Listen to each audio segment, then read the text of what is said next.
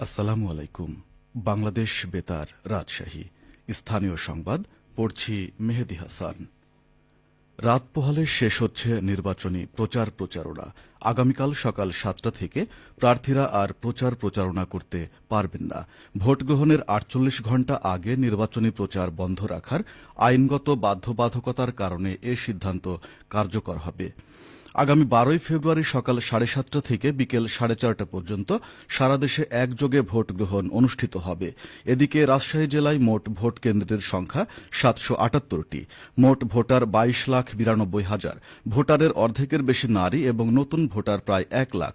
৬টি সংসদীয় আসনে নির্বাচনে প্রতিদ্বন্দ্বিতা করছেন স্বতন্ত্র প্রার্থীসহ বিভিন্ন রাজনৈতিক দলের মোট ৩০ জন প্রার্থী।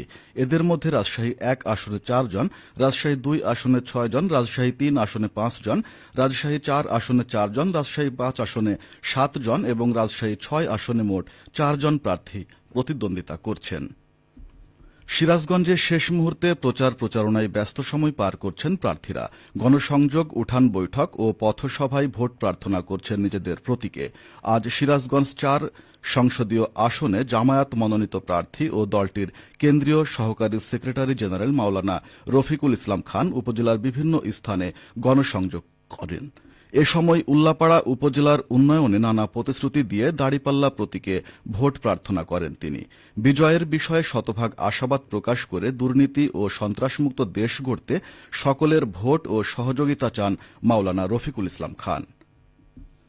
ত্রয়োদশ জাতীয় সংসদ নির্বাচন উপলক্ষে নিরাপত্তা প্রস্তুতির অংশ হিসেবে রাজশাহীর পদ্মা নদীতে বিজিবির বিশেষ মহড়া অনুষ্ঠিত হয়েছে। আজ রাজশাহী পদ্মা নদীর টি বাঁধ এলাকায় রাজশাহী বিজিবি ব্যাটালিয়ন ১ এর সদস্যদের অংশগ্রহণে এ মহড়া অনুষ্ঠিত হয়। মহড়ায় পদ্মা নদীতে ৭টি স্পিডবোট নিয়ে বিজিবি সদস্যরা টহল ও কৌশলগত অনুশীলনে অংশ নেন।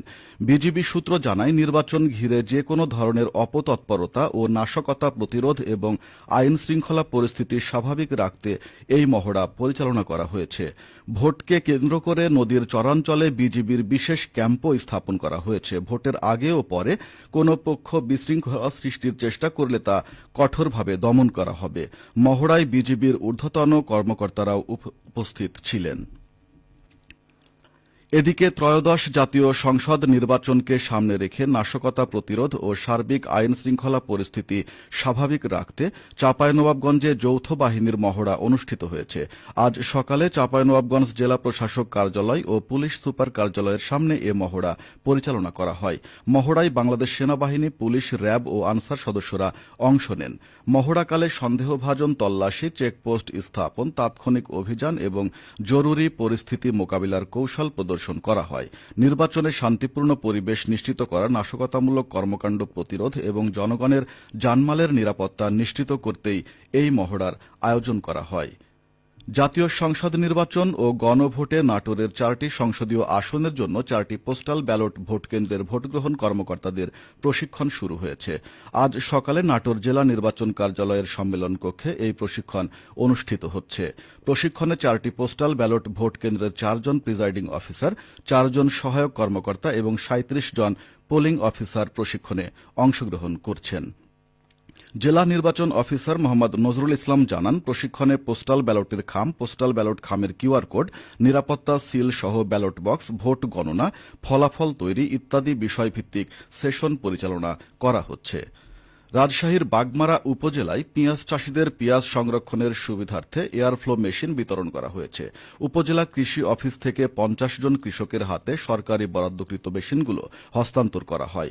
উপজেলা কৃষি অফিস সূত্র জানায়, বাগমারায় ধান, পাট ও মাছের পাশাপাশি পেঁয়াজের চাষও ব্যাপকভাবে করা হয়। তবে পেঁয়াজ যথাযথভাবে সংরক্ষণ করতে না পারায় অনেক সময় কৃষককে ক্ষতির সম্মুখীন হতে হয়। এ সমস্যা সমাধানের লক্ষ্যে কৃষি অফিসারের উদ্যোগে সরকার বাগমারা কৃষকদের জন্য এয়ারফ্লো মেশিন বরাদ্দ দেয়। পর্যায়ক্রমে আরও বিতরণ করা হবে। উপজেলা কৃষি কর্মকর্তা কৃষিবিদ আব্দুর রাজ্জাক জানান, বিতরণকৃত মেশিনের মাধ্যমে কৃষকরা এখন সহজে পেঁয়াজ সংরক্ষণ করতে পারবে এবং ক্ষতির মুখে পড়বে না। মেশিন বিতরণ অনুষ্ঠানে প্রধান অতিথি হিসেবে উপস্থিত ছিলেন সহকারী কমিশনার ভূমি সাইফুল ইসলাম ভুইয়া। সবশেষে আবহাওয়া। আজ রাজশাহীতে সর্বোচ্চ তাপমাত্রা ছিল 26.6 ডিগ্রি এবং সর্বনিম্ন 11.5 ডিগ্রি সেলসিয়াস। বিকেল 3টায় বাতাসে আপেক্ষিক আর্দ্রতার পরিমাণ ছিল 45%। রাজশাহী ও পার্শ্ববর্তী এলাকায় আজ সূর্যাস্ত সন্ধে 5:56। সংবাদ শেষ হলো। আমাদের পরবর্তী স্থানীয় ইংরেজি সংবাদ বিকেল 5:15।